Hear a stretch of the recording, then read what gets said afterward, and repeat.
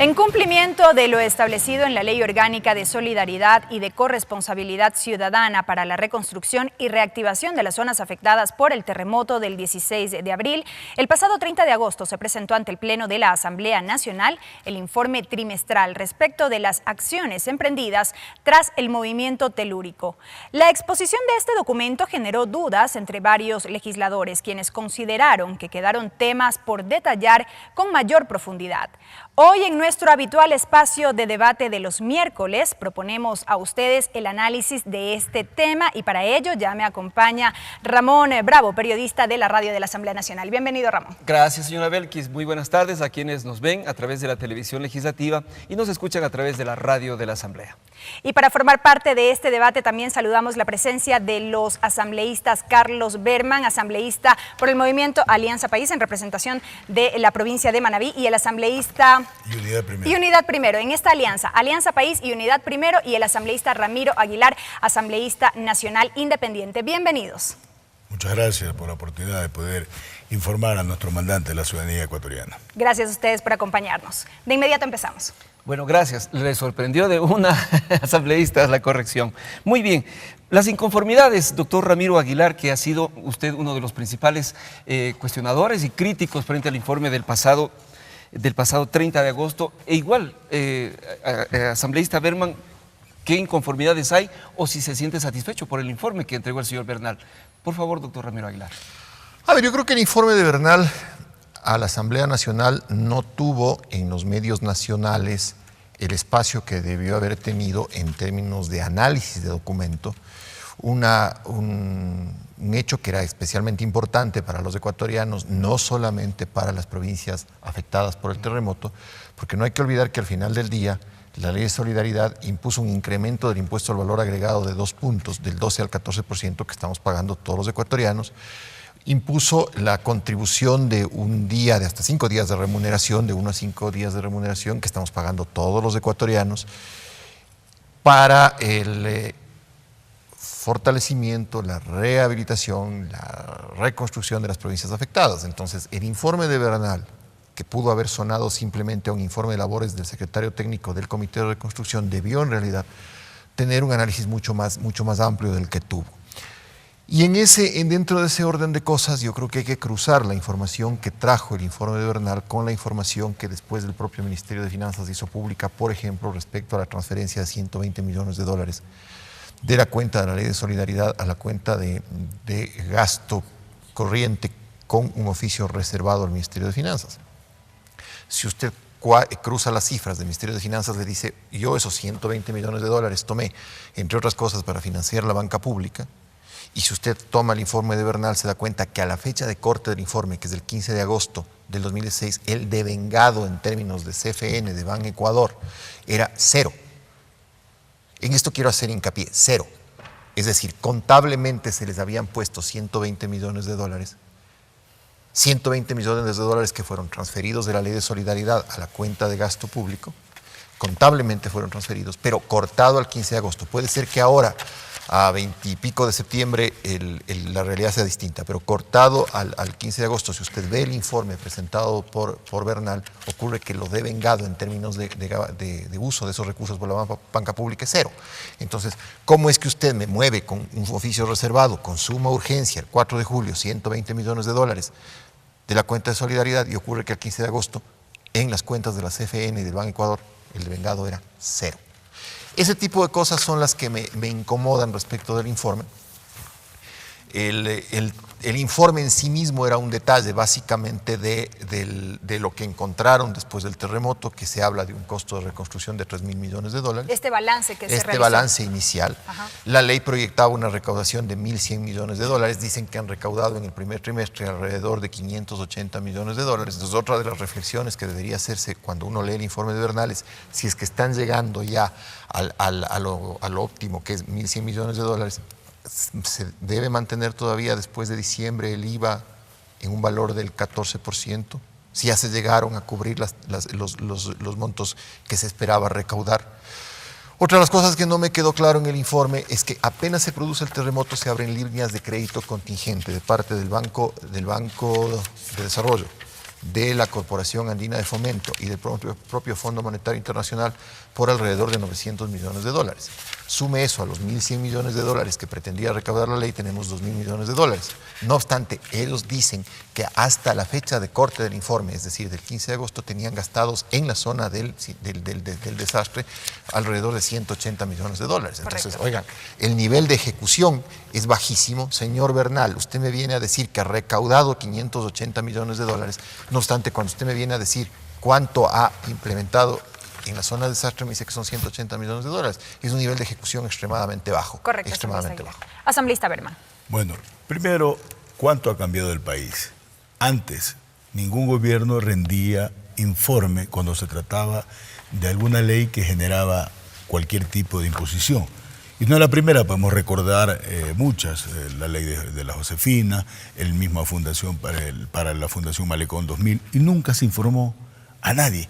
Hoy día hay un gobierno responsable que está informando al Ecuador de todos los acontecimientos y del manejo económico. Si bien es cierto, aparentemente se refleja que en el primer trimestre ya ha habido una recaudación de más de 500 millones, pero también tenemos que decir que el grueso de esos un poco más de 1.000 millones de dólares que genera esta ley es el IVA. Indudablemente aparece inicialmente una cifra reflejada de más de 500 millones. ¿Por qué? Porque coincidencialmente dos rubros que también generaban de alguna manera un incremento, que era el impuesto al patrimonio y otro sobre las utilidades, coincidencialmente todos los contribuyentes le toca en junio, julio y agosto contribuir. Entonces, por eso que se ve reflejada un incremento al primer trimestre. Pero ya vamos a ir viendo que a medida que pasen los meses, ya esos dos rubros ya no va a haber ningún tipo de ingresos porque ya contribuyeron en junio, julio y agosto, como determina la ley. Segundo, indudablemente, ahí ese informe, entramos en una etapa de un receso legislativo. Esperamos que la presidenta de la Asamblea envíe a la Comisión de Régimen Tributario para que allí en la comisión podamos analizar con lujo de detalle. Lo que sí es importante mencionar es que el Ecuador, y creo que ningún país del mundo está preparado para asumir este momento difícil que asumimos los manavitas el 16 de abril. Nadie estaba preparado. Entonces, esta ley que fue aprobada por la Asamblea Nacional el 16 de mayo y publicada en el registro oficial el 20 de junio, en ese lapso de más de un mes había que utilizar recursos para poder solventar la emergencia que vivía nuestra provincia y inicialmente el Cantón Muisno y posteriormente la provincia de Esmeralda. ¿De dónde salieron esos primeros recursos? Salieron justamente del presupuesto general del Estado con cargo a esta ley que en un momento dado debería ser aprobado. En ese mecanismo, en un flujo de caja, indudablemente se utilizaron recursos económicos. Yo permanentemente he hecho un seguimiento a las acciones, porque ese es mi compromiso y lo ratifico hoy día con el pueblo manavita ecuatoriano de que se cumpla lo que establece la ley. En ese lapso yo me he reunido con los principales de la CFN buscando que aquellos ciudadanos, empresarios, pertenecientes al sector productivo que hayan tenido problemas, puedan también tener una posibilidad de renegociar su deuda y a su vez también de nuevos créditos para poder impulsar. Igual Ban Ecuador, que he otorgado más de 3.000 nuevos créditos. Estoy hablando de este dato hace más de un mes atrás. Entonces, igual el Banco del Estado ha incrementado también líneas de crédito con un altísimo subsidio para poder solventar, porque indudablemente tras la crisis que han soportado la mayoría de los cantones manavitas, a tener que obligatoriamente asumir ellos retos de poder acudir y dar ayuda en la emergencia, su pequeño recurso fue disminuido, por lo tanto también se crearon de alguna manera subsidios para poder paliar las necesidades. Entonces, esos recursos económicos que tanto se ha dicho, mire, los 120 millones que se ha informado durante algunos medios de comunicación en el país, esa información ¿dónde salió? Del Ministerio de Finanzas. Esa información salió del Ministerio de Finanzas, que se habían justamente utilizado 120 millones para pagar proveedores. Pero en ese lapso del 17 de abril hasta el 20 de mayo, que fue aprobada la ley, ¿de dónde salieron los recursos? Del presupuesto general del Estado. Asambleísta, yo esa parte quisiera, este es un asunto que nos compete a todos por la rigidez y la honestidad con la que se tienen que manejar los recursos para los cuales se creó la ley. Usted decía, doctor Ramiro Aguilar, que no tuvo un respectivo análisis fundamentalmente este tema, ¿no? A nivel de medios nacionales, ¿no? A nivel de medios nacionales, pero bueno, estamos hablando de la legislatura donde se deben ventilar efectivamente con punto y coma esto. De acuerdo, pero mi observación no era al tema de el hecho de que se cumplió o no el requisito. El requisito se cumple, Bernal viene, yo tengo la información. El Ministerio de Finanzas, como efectivamente sostiene Carlos, me contestó a mí el tema del manejo de los 120 millones, pero después de que les trinqué con la transferencia de 120 millones que no supieron explicar inicialmente. Y una vez trincados, y cuando ya les pedí la explicación, me remiten esta explicación que es contradictoria, porque por una parte me dicen 120 millones de dólares pasan a la banca pública, pero por otra parte me dicen pagamos proveedores y me adjuntan una lista de proveedores. Significa que de alguna manera las facultades que tienen ustedes no es que debería ser llamados para que puedan tener ese toma y daca que en una comisión se debe tener, con las cifras y los datos que exhibe tanto el doctor Berman como los suyos, doctor Ramiro Aguilar. Sin duda, o sea, de hecho lo óptimo sería que llegue a nuestra comisión. Carlos y yo somos colegas de comisión. ¿No se siente todavía usted satisfecho en torno a las cifras No, para la yo quiero reconstrucción? Yo quiero respuestas, es decir, lo que acaba de afirmar el asambleísta Berman, y es que producido el terremoto el 16 de abril, tuvieron que tomar recursos de otras cuentas del presupuesto general del Estado, nos lleva a una conclusión que es sencilla. El 15 de abril, es decir, un día antes de que se produzca el terremoto, el Ecuador no tenía un fondo de contingencias, no tenía un fondo para riesgos. Tan no tenía un fondo de riesgos que producido el terremoto el 16... Pero tenía flujos de dinero que eran para otras cosas. Es lo que han explicado finalmente. Claro, pero tan no eran suficientes y tan eran de otras cosas que tuvieron que presentar una ley para crear una sobretasa, un sobreimpuesto y un impuesto adicional y un incremento del IVA. O sea, lo que quiero que me entiendan los ciudadanos es, el 15 de abril no había terremoto, ¿sí? No había un fondo de contingencias, no había un fondo de riesgos. Producido el terremoto, ¿qué es lo que hacen? Mete la mano en otras cuentas presupuestarias y obviamente como tapan los huecos después con la ley. Dios no quiera, no quiero ser agorero del desastre, ¿sí? Exactamente, porque esto cae en lo subjetivo también, doctor Ramiro Aguilar. Cae en lo real. ¿Qué pasa si mañana erupciona el Cotopaxi? No hay un fondo de riesgo. O sea, tendríamos que pasar otra ley para fondear la emergencia otra vez, cuando cualquier país serio del mundo, ante la eventualidad de una contingencia, sea esta un terremoto, una erupción o lo que fuera, necesita un fondo de contingencias para riesgos. Correcto, asambleísta Aguilar. Asambleísta Berman, precisamente tomando en cuenta estos elementos expuestos por el asambleísta Aguilar, que ha sido un tema recurrente de crítica por parte de sectores de la oposición, la supuesta o la ausencia, en este caso si se quiere, de un fondo de contingencia como lo ha manifestado. ¿Qué decir al respecto? Ustedes, como miembros de la Comisión del Régimen Económico de la Asamblea Nacional, reciben permanentemente estos informes sobre la ejecución del presupuesto general del Estado y demás. ¿Conocen de las cuentas nacionales? Mire, el Ecuador, y no lo decimos nosotros, muchos países ha sido invitado a la Secretaría Nacional de Riesgo a informar la planificación que se tiene. Por primera vez hay un plan de riesgo en el Ecuador, pero ante una desgracia natural, no hay ninguna planificación, no sabemos el impacto que va a tener.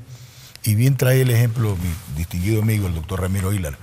Países del primer mundo como Japón, Chile, que siempre lo toman de referencia como la economía más clara que hay en América del Sur.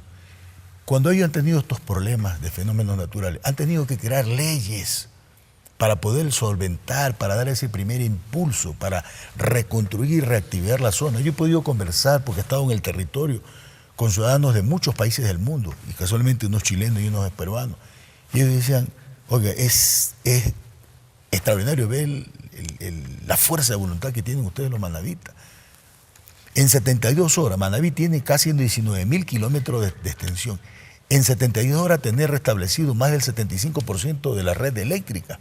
Es verdad que acudieron de diferentes provincias a dar el auxilio. Nunca hubo escasez de alimentos. Es decir, hubo una respuesta inmediata. Pero a pesar de eso, no bastó, porque hay un informe que se necesitan, redondeando cifras, alrededor de 3.500 millones hasta ahora. ¿Y por qué digo hasta ahora? Porque pongo un ejemplo, hay que conocer la realidad en el territorio. Por decir, hay un sector que la única actividad que ellos tienen es la actividad pesquera.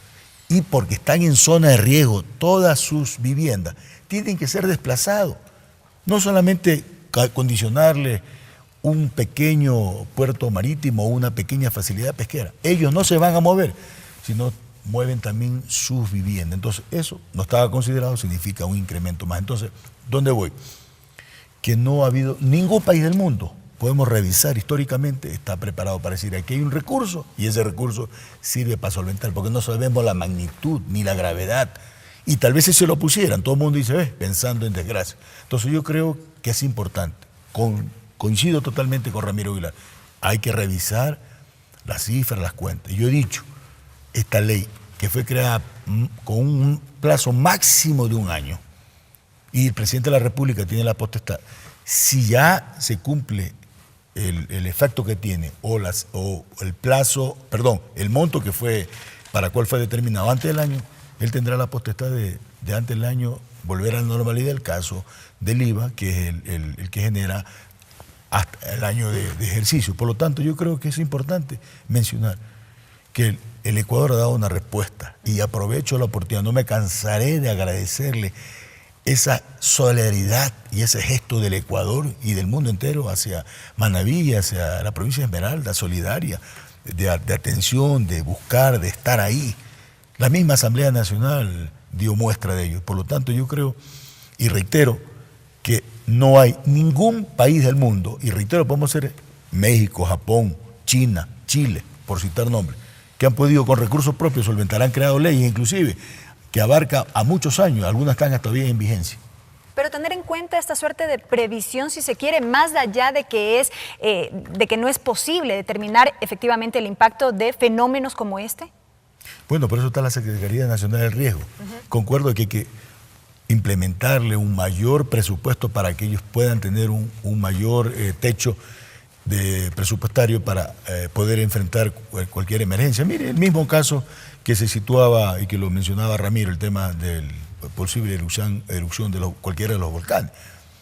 El país de alguna manera estaba como medio preparado para alguna eventualidad, pero no se podía tener. Y hasta ahora, gracias a Dios, no se ha dado, ojalá no se dé nunca. También al doctor Ramiro Aguilar otras reflexiones más allá de este tema que ciertamente ya han dejado ustedes claros, que sí es bueno, ojalá que ustedes por la vía legislativa y de fiscalización puedan traer al señor Bernal y aclarar algunas interrogantes más que tienen. Pero en cuanto a normativa, sí llama la atención, el doctor Aguilar yo lo escuchaba, ¿qué ocurre si es que se produjese, de hecho, que nos encontramos en un periodo eruptivo del Cotopaxi? Hemos tenido 3 o 4 sacudones en la capital y nos han asustado ciertamente con fuerza. Pero 2.500. Sí, entendible por las réplicas, ¿no? Pero lo que digo es en cuanto a normativa. La ley solidaria echó mano de toda la creatividad que se pudo y de todas las diferentes fuentes, ¿no? Los ingresos, estos aportes de los sueldos, etcétera, el IVA temporal y todos estos dineros que ahora mismo lo estamos discutiendo. Sobre normativa, esta es una muy buena respuesta histórica para que también esta o la próxima asamblea deba debatir sobre las posibilidades de tener contingencias económicas frescas para ir a socorrer una catástrofe que ojalá no vuelva a ocurrir, pero que estamos en el cinturón de fuego del Pacífico. Tenemos múltiples inconvenientes sobre eso, problemas de gravedad. No sé, doctor Aguilar, si quepa que también haya unas reflexiones legislativas sobre lo que se viene. Pero más que legislativas, es un tema de programación presupuestaria. Es decir, no se olvide usted que por ley el Ejecutivo es quien hace la programación presupuestaria y quien remite la proforma presupuestaria a la Asamblea aprueba la proforma, pero la Asamblea no puede modificar el presupuesto. Entonces, la responsabilidad absoluta de la programación presupuestaria es del Ejecutivo. Y evidentemente hay que tener un fondo de contingencias. Por lógica, cualquier ser humano en cualquier circunstancia tiene que tener un fondo de contingencias. Pero también existe legislación comparada. Por ejemplo, en Chile tenemos esa posibilidad. Fondos que se asignan inclusive al mismo ejército pasan de modo automático cuando se producen en un país que tiene una sismicidad muy alta. Pero cuando hay fondos. Pues. El problema es que usted puede tener la norma, pero puede tener la cuenta única del Tesoro Nacional en números rojos, que es lo que está pasando en el Ecuador ahora. O sea, en el Ecuador tenemos una gran crisis de liquidez fiscal. Entonces, no es suficiente tener la norma, si bien podría ser útil, si usted no tiene disciplina fiscal. Es decir, si usted no gasta más de lo que recibe. El problema del Ecuador es que tiene un nivel de gasto que es mayor al de los ingresos. Por eso tenemos un presupuesto deficitario, que solo en las cifras de la proforma el déficit era de alrededor de 6.000 y pico millones de dólares. Si usted tiene un presupuesto deficitario y en un momento determinado una crisis de liquidez fiscal como la que tenemos, ¿de dónde va a sacar la plata? Es lo que pasa con los 120 millones de dólares. Es decir, se produce el terremoto y la Secretaría de Riesgos, cero. Tan cero que tienen que echarle mano al resto de cuentas presupuestarias. Pero yo no creo que sea tan cero. Una de las cosas que tiene que hacer el país cuando tenga autoridades de control independientes, me refiero a Contraloría y a Fiscalía, es auditar seriamente el presupuesto de la Secretaría Nacional de Riesgos. Correcto, asambleísta Aguilar. Asambleísta Berman, ¿qué dice usted frente a estos planteamientos? Bueno, yo creo que el Ecuador conoce y sabe que de alguna manera estábamos preparados para una eventual erupción del volcán. Se hicieron campañas preventivas, de alguna manera también se pudo establecer normas características para enfrentar. Pero reitero, esto es un fenómeno natural que nadie puede tener la predicción para hacerlo. Hoy en día, recién empezamos a hablar que el Ecuador es una zona de riesgo. Yo antes, con todo respeto, nunca escuché decir eso. Entonces, y han pasado terremotos como el de Ambato, el mismo en nuestra misma provincia, en Bahía de Caracas, pero lo de ahora fue un terremoto de 8 grados, pues. De 8 grados que realmente duele no solamente la pérdida de más de 600 hermanos manavitas y ecuatorianos, duele la forma como muchos patrimonios, con mucho esfuerzo, durante largas jornadas de trabajo, durante largos años, hoy día ha quedado en cero. Entonces, eso también es un clamor que tiene que considerarse. Y estoy de acuerdo que hay que empezar a hacer políticas públicas más reales, pero viviendo con la experiencia. Si bien es cierto, constitucionalmente está previsto que el ministro de Finanzas puede incrementar hasta un 15% del presupuesto, o en su defecto también, él también tiene la potestad para en su momento dado poder surtir alguna rebaja en el presupuesto general del Estado. También él tiene esa potestad constitucional que le permite, pero entendemos que tenemos que ir trabajando en el camino con la experiencia asumida. Tal vez, si esto hubiera pasado hace 5 años atrás, no tuviéramos tal vez el impacto que en un momento dado se lo quiere dar. Pero reitero, todos los países del mundo, y podemos revisar, que han tenido estos problemas de fenómenos naturales, han contribuido con leyes especiales. En el Ecuador solamente 1 año, en muchos países, con mejor economía que la nuestra, ¿cierto? Además de eso, también es importante decir, hay dificultades económicas, pero no solamente en el Ecuador, en la región podemos citar países que son parte del grupo G8 como Canadá, que entró en una recesión económica hace meses atrás. También tenemos que sumar eso. Panorama económico del país, la caída de los precios del petróleo, la devaluación de la moneda de nuestros países vecinos, un sinnúmero de factores que no vienen al caso ni son excusas. Pero hay que vivir la realidad. Correcto. Yo solamente... Perdón, señor Belkis, adelante. Sí, brevemente. Nos quedan apenas unos pocos minutos para concluir con este debate. Y yo quisiera avanzar con usted, asambleísta Aguilar, haciendo énfasis en algo que había manifestado el asambleísta Berman. Ya hemos analizado el tema económico, el manejo de los recursos y demás. ¿Qué decir sobre lo que se pudo exponer por parte de las autoridades respecto de las acciones emprendidas como tal? El asambleísta Berman, por ejemplo, hacía énfasis en que los servicios se pudieron restablecer de manera inmediata, se prestó la ayuda humanitaria en este caso a quienes resultaron afectados por este movimiento telúrico. ¿Qué decir sobre esas acciones muy puntuales que se ejecutaron inmediatamente luego de producido el evento? A ver, me parece a mí que eso es parte de lo mínimo que se espera de un país viable. Es decir, si usted tiene un terremoto y se le suspenden los servicios públicos, lo menos que espera usted de un país organizado, bueno, independientemente de general, ¿no? Claro, pero independientemente de quién gobierne, es la restitución de los servicios públicos. Independientemente de quién gobierne, lo que usted espera es la solidaridad con las personas que han fallecido. Mire, a propósito de eso, y trayendo a colación lo que menciona Carlos, muy brevemente, en Puerto Viejo se derrumba un centro comercial, donde había una papelería y dentro de la papelería había un montón de personas que estaban comprando porque era un momento de aprovisionamiento para la compra de útiles escolares. Fallecen y el dueño del centro comercial cobra el seguro, pero no repara a las familias cuyos miembros fallecieron en el terremoto. Entonces, hay cosas todavía que están ahí que son mucho más duras de lo que pasó afirmativamente. Es decir, lo que pasó afirmativamente es lo menos que se puede esperar, ¿me explico? Sí. Pero lo que no está pasando es lo que nos debe preocupar. Es decir, todavía esas heridas abiertas, estas familias humildes, muchas de ellas, que no tienen a quién acudir, van a tener que demandar al dueño del centro comercial para que después de un tedioso juicio puedan obtener una reparación. No obstante, el dueño del centro comercial cobró el seguro inmediatamente. Entonces, eso ya no es un tema de ley, me explico, es un tema de solidaridad también. Es decir, yo creo que el dueño del centro comercial, solo para mencionar un ejemplo, No puede decir es caso fortuito lo del terremoto y no estoy en obligaciones de indemnizar a quienes murieron aquí. Yo creo que había ahí un tema de necesidad de solidaridad también ahí. Es decir, cobro la póliza, pero que esa póliza nos permita tanto recuperar mi inversión, cuanto también restablecer algún tipo de reparación a quienes perdieron a sus familiares. Ojalá sean las excepciones nada más. Sí, o sea, a eso quiero llegar. En un tema como estos, a mí me parece positivo, normal, que el Estado reaccione de una manera inmediata. Así como me parece positivo y normal en una sociedad viable que los ciudadanos se agrupen inmediatamente para demostrar solidaridad, enviando alimentos, frazadas, agua, etc. Pero a mí lo que me interesa como político, como legislador, como ciudadano y como ser humano, es que estos espacios grises que van quedando, estas cosas que se van quedando entre paréntesis, ¿no es cierto?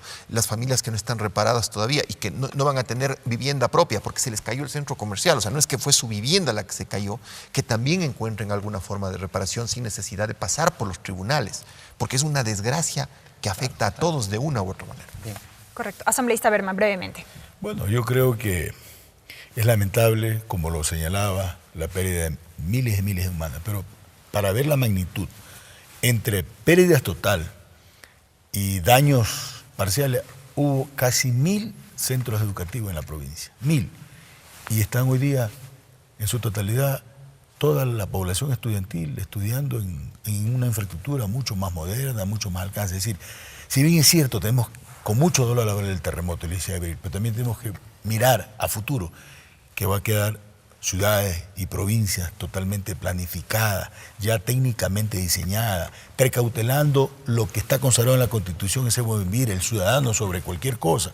Entonces, eso tenemos nosotros que apuntar y dar las bases sólidas para seguir creciendo el país y, sobre todo, dar una veracidad de todo lo acontecido hoy en día con este terremoto el 16 de abril. Correcto, y de momento de esperar que en efecto este informe pueda ser conocido al interior de la comisión que precisamente trató esta ley, la Ley de Solidaridad. Gracias por habernos acompañado, asambleístas, en este debate. El asambleísta Carlos Berman, asambleísta por la provincia de Manabí, en esta Alianza País, Unidad Primero, y el asambleísta Ramiro Aguilar, asambleísta nacional independiente. Gracias también la compañía de Ramón Bravo, periodista de la radio de la Asamblea Nacional. Gracias. Tal vez solamente una pequeña cuestión. Esto por causas del tiempo y también por llamados que he tenido en la radio sobre los arrendatarios, los que no tienen tierra. Precisamente necesitan acompañamiento. Ojalá también la función legislativa encuentre ahí esos vacíos para apoyar a estas personas. Y el comité de reparación, ¿no? Vamos a seguir, hacerle todo el seguimiento para que se cumpla y poder restablecer a ellos de alguna manera. Correcto. Gracias por habernos acompañado, amigos.